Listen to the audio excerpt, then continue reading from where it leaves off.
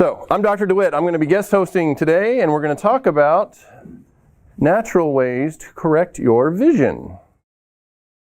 Here's an overview of what we're going to talk about. We're going to talk about the Bates method.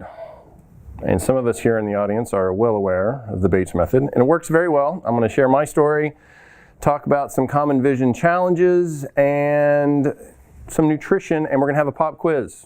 So take notes. Very good. Very good. I'm very familiar with the Bates method. I bet you are, Martin.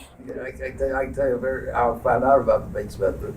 We'll talk later. Okay, all right. I'm very excited. So, Dr. William H. Bates, yes, it was from the 1800s. But that doesn't mean it's not right. He's an ophthalmologist, or he was, not alive anymore, that'd be impressive. He went to Cornell University, graduated in 1881, and got his medical degree from Columbia University's College of Physicians and Surgeons in 1885. He formulated a theory about vision health and published the book Perfect Sight Without Glasses in 1920. Is that the book you have, Greg? Yeah. Okay. And the magazine Better Eyesight from 1919 to 1930. I found in the most recent updated version of this that he actually was married 3 times, and he had issues with kind of forgetting where he was and getting lost. And he was lost when his first 2 wives passed away, and he was lost while his second wife was looking for him. She passed away, and I didn't get any information as far as how they died exactly, if that's a little Entertainment Tonight cover story. I don't know. That was interesting. But anyway, he taught several students, one of which was Margaret Corbett. She was taken to court twice for practicing medicine without a license because she'd helped a lot of people, but they said that they were she was putting them at risk for burning their retina because she had them, one of the exercises is called sunning, and they were worried that they were going to cause damage or get damaged retina. And she had over 100 celebrity patients of hers, or clients of hers, I guess it would be, that came to testify on her behalf, and both times she was taken to court, it got dismissed. So that's exciting. Then there was this guy, Aldous Huxley, author of Brave New World. He was legally blind. He had to have a super thick lens on one eye and had to put atropine in his other eye to help dilate it so he could see at all. And he was pretty much blind for 1.5 years. And he was one of Margaret's clients. Had such good results that he wrote the book, The Art of Seeing, and claimed to be reading without glasses in a couple of months after having to do all that other stuff to be able to see ahead of time or before. So that's pretty impressive, I thought. Here are some common vision challenges. You've probably heard of these. There's like 2 or 3 of them that are pretty common. Glaucoma, as we know, if you think of the optic nerve kind of like a hose and the eyeball is like a garden, if the hose gets pinched off, we talk about this with subluxations a lot of times too. If the hose is pinched off, then that garden's not going to be very healthy. So anytime there's pressure in the eye that causes that optic nerve to be pinched, then it's going to cause issues, so you're not going to be able to see as well. And I'm going to make sure it's still showing there. If it continues, glaucoma can cause permanent loss of vision. And this is just an animated or a little image of what I was talking about. So it's a healthy optic nerve in the upper right and damaged optic nerve in the lower right. So we don't want that. ARMD, or age-related macular degeneration, the leading cause of vision loss in people over age 60. It occurs when the small central portion of the retina, known as the macula, deteriorates. So this is a gentleman that's trying to see what happened. Cataracts. These are very common. These are actually the most common issue. It's a clouding of the eye's natural lens. It could be caused by protein buildup inside the lens. It just kind of gets kind of a milky color. Most common cause of vision loss in people over age 40, and is the principal cause of blindness in the world. Cataracts. More cases of cataracts worldwide than there are of glaucoma, macular degeneration, and diabetic retinopathy combined, according to Prevent Blindness America. And this is an example of what it looks like in an animation of what a healthy eye looks like. You have the clear lens there, and then you have the clouded lens, and then this is what it looks like in an actual person. It's got that gray film over it, and so everything kind of looks like you've got a sheet in front of your face where you can't really see very well.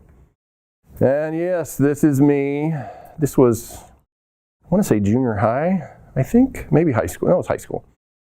So I had to wear glasses. I always wanted to wear glasses when I was a kid because I thought it made you look smarter. And so I was like, okay, I want to wear glasses. I'll be a nerd and have my little glasses or whatever. And it wasn't until the 8th grade that they actually did say, okay, you need glasses. So I had an astigmatism, which means that the eyeball is an awkward kind of an egg shape. And so you're not able to focus very well. You can't use contacts. They said back then you had to use glasses. And so it was kind of a catch-22 because I also played football. And trying to play football, I didn't want to have the little Eric Dickerson goggle things going on because that just wasn't going to work for me. So I basically just went half blind without my glasses while I was playing football and just kind of, it worked out okay for me. But I found out later, so I played football. I had a scholarship at Vanderbilt, played there for 5 seasons. And then I got signed by the Houston Oilers, and I played with them. And then I played in the CFL, the XFL, arena football. Played all around for like 10, 11 years of football, so I beat myself up, so my shoulders are nice and happy. And anyway, my knees are pretty good though, knock on wood. So when I started my second life, I went to chiropractic college, and when I came out here to Dr. Bergman's office and started working a little over 8 years ago, I started looking into more holistic ways to heal the body, and I said there's got to be a way that you can heal your eyes, and that's where I came across the Bates method. And I did one of his exercises, and it might be unique, but I did one of his exercises, and after that one time I didn't need my glasses or contacts for 2.5 years. I mean, it was amazing. It literally took me like a minute. And it was so much better. And then luckily, Dr. Bergman and I talk about this all the time. He's like, well, I'm glad that you're human because it only lasted 2.5 years and you admit that you had to go back and do the exercises again. I was like, well, yeah, but I mean, it's kind of like all the exercises we give you here in the office. It's like you fully intend to do them and it's great. You know what's good for you. And then it just kind of, you forget. And it's like the little neck curve exercise just kind of hangs there in the bathroom or whatever. And you're like, I should do that. And then it just collects dust and you forget. And so we're all human. That's just kind of how it works. I see you doing it, Martin. That's good. You're doing the neck curve. That's good. So that exercise helped me eliminate the need for glasses. So now this is an eyeball. Yes, it is. We have the external extraocular muscles. There's 6 of them, and they move the eye in all different directions. So if you're looking straight ahead and you just want to look up or over or around like this, these are all the extraocular muscles. And so Bates' theory is that those extraocular muscles not only move the eye, but they can change the shape of the eye, and they can help you focus by changing the shape of the eyeball itself, and not just using the ciliary muscles that change the thickness of the lens, which is the common belief that is the only way you can focus. And this is how we see. So the image comes through, it's inverted for whatever reason, and it focuses on the back of the retina. If you're farsighted, that image is actually trying to focus behind the retina, and so that makes you farsighted, so you can't focus. If you're nearsighted, it focuses in front of the retina. So it has to be right on that retina for it to be able to focus. And so that's why it makes sense. If you can change the shape of the eye, that'll change where that retina is, and that'll make it easier to focus. I thought so. So this is the whole visual system. Obviously that brain is not to scale. For some people it may be, but it's bigger than the eyeball itself. But the light comes in through the lens, focuses on the retina, goes via the optic nerve around to the back of the brain to the visual cortex where it's processed. And that's also why chiropractic care can be beneficial for vision too, because the bones of the skull can move a little bit, and if you focus on the cranial work back here in the very back, the occipital plate of the skull, you can move that around a little bit, and that helps give you better circulation to that part of the brain that focuses on vision. So I know you're excited. You want to get some of these vision exercises. I'm excited to share with you. So this is the first one. Now, Bates' main belief was that stress is what causes poor vision. So you try to see better. No, if you try to see better, that makes it feel like it's stressful. So you stress and you're not going to get the circulation, the relaxation, the breathing. So you need to breathe better. So notice this little gentleman here on the left, he's breathing in through the nose. And as he does that, he's cupping his hands in his lap like that. And then he breathes out through the mouth. This is diaphragmatic breathing as well. You can see his belly on the left-hand side looks supposed to be coming out. Then you exhale through the mouth and flatten out the hands. Now this is very important just for relaxation in general, but it's also called the lens flexor exercise, which is one of his exercises. So you sit there and you breathe in and curve the hands like this, and you breathe out. and flatten them out. So you're supposed to visualize like it's almost like your eyeball in your hand and you're just kind of moving it like that. It's a lot of imagery, a lot of visualization in the Bates method. The long swing, this is a lot of fun. I'm going to try to do it without knocking anything over. So this is all about oppositional movement. So if you're this way and say you just kind of rotate this way, you'll notice that everything that you're looking at appears to be moving in the opposite direction. So as you're walking forward, it's like the ground is going behind you. So it's like it's going this way, you're going this way. It's oppositional of what you're doing. So you stand here nice and relaxed, you pivot this way and the arm goes up this way, and then you come back this way and do like this, and you're noticing you're nice and relaxed. Biggest thing, relax. There's no tension in the face. You're not squinting. That's a big no-no in Bates. You don't want to do any kind of squinting. You blink a lot because that creates a clear lens of tears over your eyes. It's almost like a contact lens naturally. So you're just doing the long swing like this and breathing, and every breath you turn and you're just going like this, and you feel kind of silly and you're just kind of doing this, but you're paying attention to the images and how they're moving. That's really important. The other one is the cross crawl. We talk about this also in the office all the time. When you do the foot dangle exercise, you're doing alternating sides. And so with this one, I definitely have to make sure I don't hit anything. You look straight ahead, bring one knee up, and bring the opposite hand down. But that's stimulating both hemispheres of the brain and helps you to heal faster. So it's getting everything, a better connection to the brain as much as you can. So the cross crawl is good. The long swing is really, really good. Yawning, this is one of the best ways to force oxygen into the eyeballs. You have to do energetic yawning, which kind of is counterintuitive. I'm like, how do you do that? But that's really when you're just like, and it just like almost pops your ears. And see, I made everybody yawn. It's contagious. But that really helps lubricate the eyes as well, and it creates that liquid lens over the eye of tears, which is really important. Gary, I see you yawning too, I tell you. Palming, now this is really important because we have something called visual purple inside the eyeballs. It's a pigment, and we're going to talk about sunning in a minute, which is what you do before you do the palming. But you sit, have your fingers crossed over your forehead, and you're doing the nice. You should have your elbows supported, but I can't do that at the moment because I'll be off camera. But you do like this, and imagine like everything black, deep, deep black, a black cat, a black piano. That's appropriate for Halloween. Black piano, or just anything really, really black. Bates actually believed if you could visualize black intensely enough, you could go through surgery without having any anesthesia. I'm not going to volunteer for that, but that's, yeah, that was a little scary. But this is really important. If your eyes feel tired at the end of the day, you can do this, and it really helps a lot doing the deep breathing as well while you're doing this. Now this is sunning. This is really interesting. The basic sunning is you are facing the sun, you have your eyes closed, you turn one way and notice how you feel the heat on one side of your face, and it's a little cooler away from the sun. And then every breath you alternate sides, so the sun is coming on this side, and then you can look straight ahead and notice how the sun is focused right in this area. What I did was a little bit more advanced. I didn't realize it at the time because I hadn't really gone fully into the Bates method yet. But I did like this picture shows. Looked up, I remember I was standing right outside of Whole Foods. Looked up at the sun with my eyes open, which I don't recommend. It was very hard to do because you're like, yeah.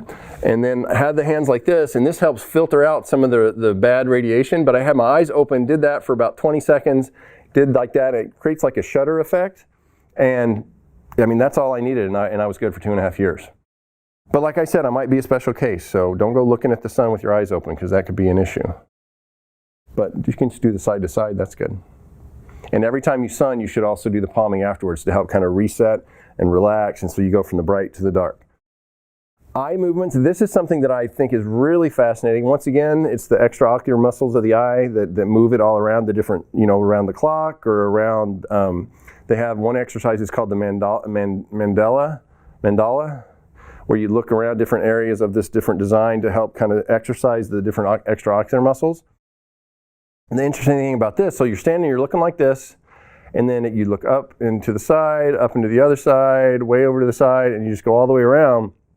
And it's literally like you're going to the gym for your eyes to work on those extraocular muscles. So you just go up and then back forward and straight ahead, and then up the other way and straight ahead. And this is really interesting too, just in case you'd like to know. If you're talking to someone and they're looking up and to your right, that means that they are constructing images or symbols in their mind, which means they are making something up in their head. So if they're telling you, and it's sometimes if they're aware of it, it'll be like a micro expression, and they'll look up it would be up this way. They'll look up this way real quick, and you'll be like, you're fibbing right now. And so that's interesting.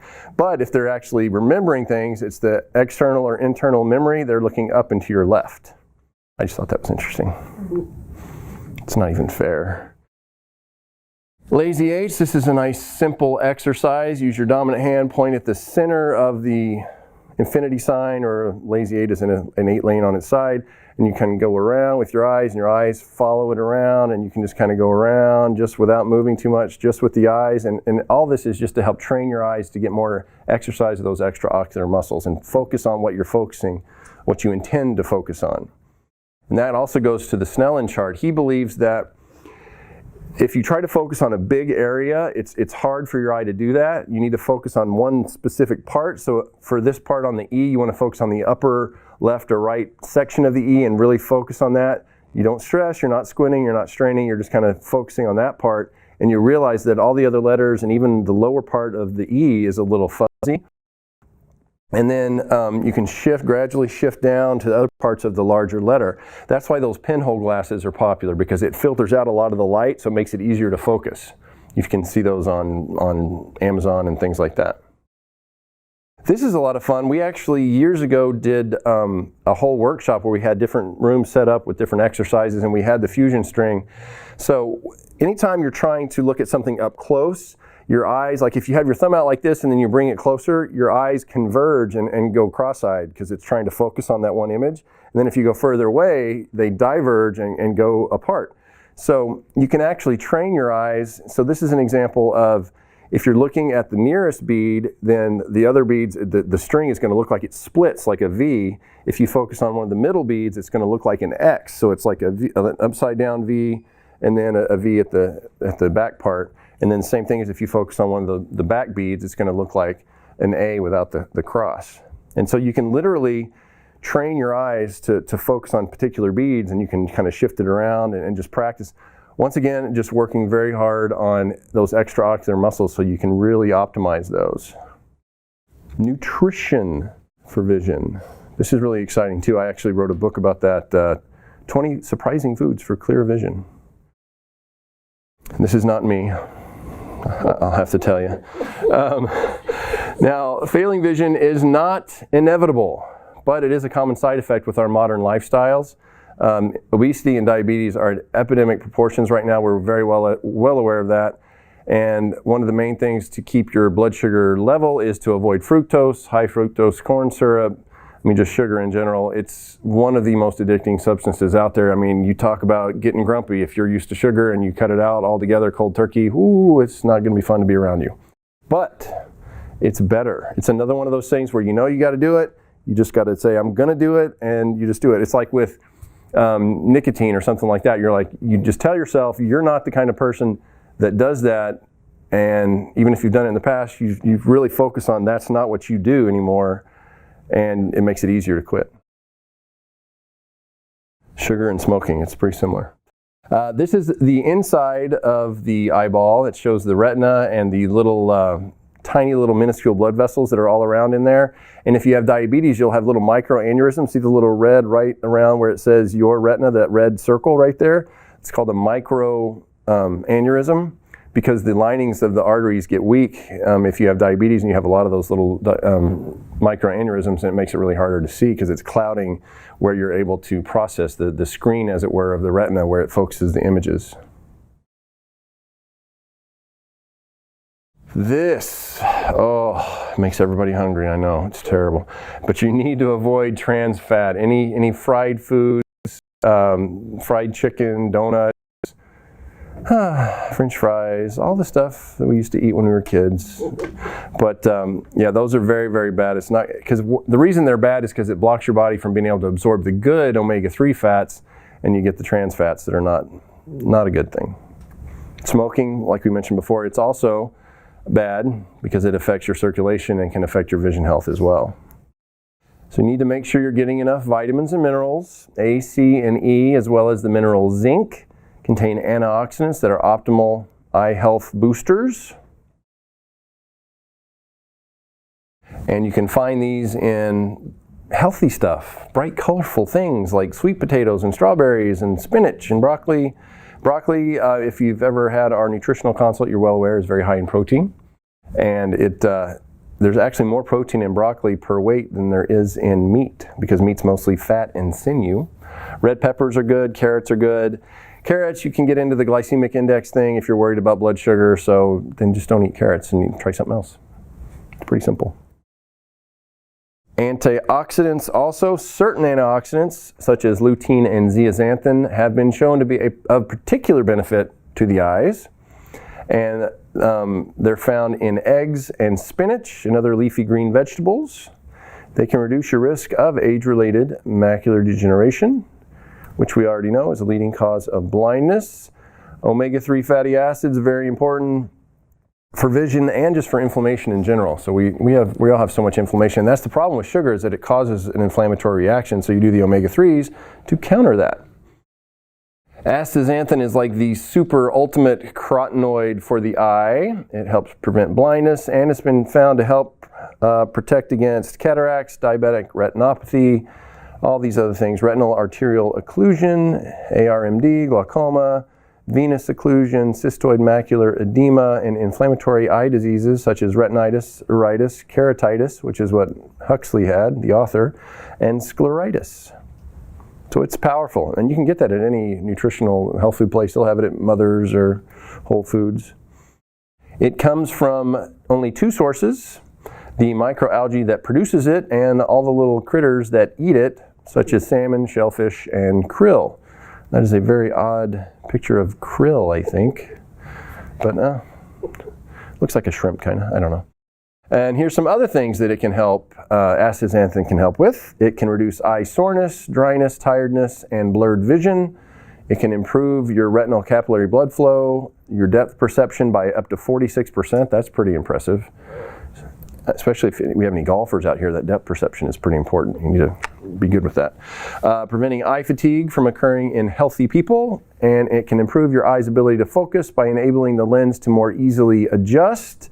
So that's actually, in the modern way of thinking, it's talking about the lens, but Bates is just talking about the eye itself. So we're trying to incorporate both just to make sure everybody's doing everything they can. And it can reduce ocular inflammation. Now, sometimes people see me wearing these glasses, and yes, back in the day they used to have the blue blockers, they used to call them, but these actually are, Dave Asprey has a company called, well, he's partnered up with TrueDark.com. They have glasses that block blue light, they have glasses that block harmful light at night, things like that. What these do is they block the blue light that he considers kind of like junk food, it's like junk light, and it gets into your eyes. This blocks that, and as you can see, he says that these glasses, and these are the exact type of glasses, they are like noise-canceling headphones for your eyes. You can feel your brain relax, and he has doubled his deep sleep. Now, it's interesting because I honestly didn't know for sure if it was going to do anything for me, because these lights are all just like sunlight. I don't even know how much, they're like $100, $200 a bulb or something insane. But we do that so that everybody doesn't get the weird, auras and bad migraines and stuff. So we have the best lights possible we can have in here. But the computers aren't like that, cell phones aren't like that. And so if you're looking at those, I was just like, oh, well, I don't think it's going to make a big difference. Huge difference at the end of the day. I was not nearly as tired as I normally am, and I thought it was pretty awesome, actually. So, that's excellent. All right, it's quiz time. Who's been paying attention? Okay, let's see if you got them. Pressure's on. What's the most common cause of vision loss in people over age 40? Cataract. God, you guys are too good. Jeez. Where is it? Come on. There it is, yes. And the solution actually is legumes. They found that countries that ate lots of legumes had a drastically reduced occurrence of cataracts. So legumes have got some good nutrients that help prevent cataracts. And if you've got it, it can help heal it, which is pretty amazing, I thought. Another question, leading cause of severe vision loss in people over age 60? Macular degeneration. Very, very good. And the solution to that, This is a solution to a lot of stuff, actually. Cayenne pepper actually increases the nitric oxide levels in your blood, so it can actually, if you have any plaquing in there, it can clean it out, and it can actually cause more elasticity in the arteries, so that's going to help just improve circulation all the way around. So if you have diabetes, if you have any kind of quote-unquote cholesterol issues, a lot more spicy foods, you can actually do a cayenne pepper supplement as long as you eat something right afterwards, because if you don't, it will cause the worst heartburn you have ever experienced. But I like to take it and then have some like coconut ice cream. So it makes it nice and cool, and coconut's good for you, sort of. I rationalize the ice cream part. So, are you ready to see more clearly? Yes. Oh, thank you. That's okay. All right, good. And then if you want more information, I was going to have some more of these up at the front, but they delivered them to the wrong address, so that's unfortunate. Do you have any questions? When can we get that book? I will hopefully in a week or two. I'm going to. Sorry. But it's on Amazon too. You can just look it up on Amazon. Yeah.